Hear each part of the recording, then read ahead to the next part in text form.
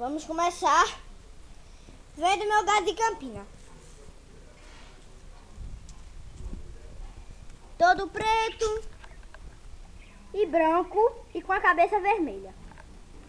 Depois minha calopsita. Bochechas vermelhas, cabeça amarela, corpo preto e uma listra nas asas branca. E meus passarinhos. Eita, olha quem tá aqui, noivinha. Ah, ela entrou.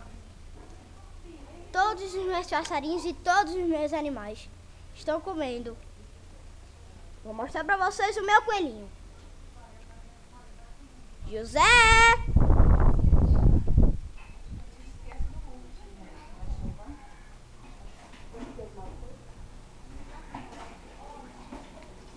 Estou procurando ele. Achei.